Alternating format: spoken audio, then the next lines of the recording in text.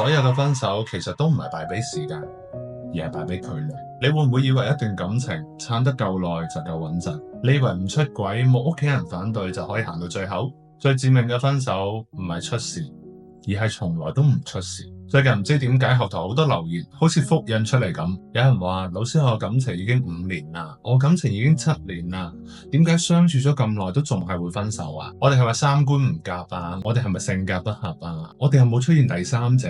又唔係父母反對？我真係好迷啊！你知唔知呢？真正令人心死嘅從來都唔係驚天動地，而係日積月累嘅心理拉遠。嗱，咁講啦，如果性格不合、三觀不和，唔好講5年7年嘅感情啦，5個月7個月都相處唔落去啦。咁我哋今日講下點解感情耐咗反而會分手。其實好多情侶咧，從熱戀開始就已經陷入咗一個閉環輪迴，拍拖、黐身、心攰、拉開、衝突、分手、復合，再次循環。其實咧，從來都唔係時間令到你哋分開，而係心理距離慢慢開始崩壞，包括舒適感、親密程度、距離感呢一啲等等嘅失衡。喺一段感情嘅熱戀期咧，我相信大家都恨不得黐埋一齊 sweet sweet，甚至會直接拋開咗個人嘅空間或者邊界。你講咩都想知，你做咩我都想一齊。但愛情嘅溫度咧，其實從來都唔係恆溫嘅，所以激情消退期之後，呢一個階段就係矛盾嘅開端。因為兩個人咧面對激情嘅消退咧，往往其實都係唔同步嘅。總有一日會有一個人會開始想要翻自己嘅空間。咁問題就嚟啦，其實兩個人嘅感情咧未算係穩定嘅，一個人想要空間，另外一個人嘅不安全感就會瞬間爆發。喺呢一刻唔係出軌，亦都唔係變心，而係心理距離開始唔同步，安全感開始拉扯。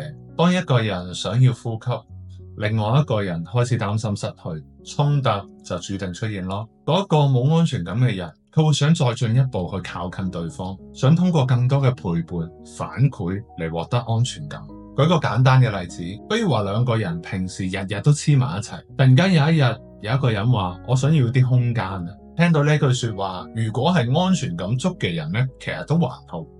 但係如果冇安全感嘅嗰個人，你覺得佢會點諗？一般嚟講呢，其實會有3種情況嘅出現。第一種，你作你鬧，我忍讓，即係有一個人會不斷嘈、不斷發脾氣，另外一個人呢就默默忍受，即係相當於你發脾氣，我收埋自己。第二種呢，就係你追我避，你日日都話愛我，但我只係想行遠啲。第三種呢，就係你忽略我，我嚟求你。一個人對另外一個人嘅感受置之不理，另外一個人呢，就只能不斷請求另外一個人去關注自己。你唔理我，我就搏命貼上嚟。但感情呢，從來都唔係你黐得越緊就越穩陣嘅。有時候你越用力咁樣去抱住對方，就會越窒息。咁我相信大家拍拖咁耐都應該經歷過呢幾種情況。但係呢，好多情侶就算喺分手之後呢，其實感情都仲喺度嘅，所以通常呢，會有一方去主動挽回。而經過分手嘅呢一場衝突，兩個人嘅親密距離咧可能會有所調整，矛盾同埋衝突可能暫時都會減緩，於是就選擇復合，重新喺翻埋一齊。如果喺復合之後，大家唔識得調整彼此嘅相處距離，結果就只會適得其反。復合挽回得，但如果你用錯方法，就只會越做越錯。例如話，如果你因為太黐身而分手，你越挽回越黐身，對方就越驚，咁樣就只會令到佢更加想遠離你嘅咋。又或者如果你因為太冷漠，令到對方覺得你唔在乎佢而分手嘅話，你又唔知道點樣去表達想要和好嘅意願，你就只能繼續扮冷靜，甚至盲目咁樣去消失，拉開距離，對方就徹底死心。所以你以為你係努力，但其實你係努力咁樣去用自己舒服嘅方式做對方最抗拒嘅事。真正有用嘅唔係做咗幾多，而係做啱咗幾多。所以有好多學員咧，佢哋都會問我哋有冇原則性嘅問題？父母有冇反對，甚至仲好支持我哋添？咁點解我哋都係行唔落去啊？其實答案就係頭先所講嘅心理距離嘅問題。因為你講愛，佢講自由；你講在乎，佢講壓力。其實兩個人嘅心理從來都冇喺一個頻道上。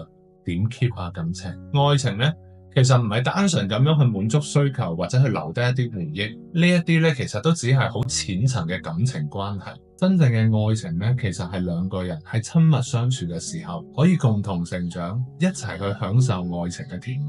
呢種關係就好似同另外一個自己拍拖一樣，相互獨立，又密不可分。所以喺一段健康嘅感情關係入邊咧，當一方有需求嘅時候，另外一方會主動提供幫助，俾情緒價值啦，亦都唔會因為對方提出需求就將自己擺喺高位，去否定、去打壓對方。當另外一半想靜一靜嘅時候，你唔會發神經，唔會因為缺乏安全感就指責、陰陽怪氣，甚至提出分手，咁樣去刺激對方。如果你唔開心，佢亦都會主動抱你，冇高低，冇權力遊戲，而係一種心理共鳴嘅安全感。遇到問題會願意耐心咁樣去溝通，反覆咁樣去嘗試解決。當雙方都可以從對方嘅身上獲得反饋，收穫到安全感嘅時候，呢段感情先至可以進入良性循環。所以分手呢，其實從來都唔係時間嘅問題，而係你哋兩個人之間有冇處理好心理同距離之間嘅拉扯。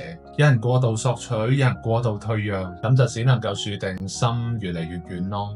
希望每一對情侶唔好明明相愛，明明在乎對方，但就因為唔成熟、盲目較勁、認知唔夠清醒嘅時候，就會錯過對方噶啦。咁樣唔可惜咩？所以問翻你一個問題啦，究竟你哋係真係唔夾，定係其實你一直都誤會咗感情係要靠捱，而唔係調節？問下自己，喺感情上，你係咪一直都企喺自己想要嘅位置上面，去同對方講，我都做咗咁多啦，但你有冇睇下對方真正想要啲咩？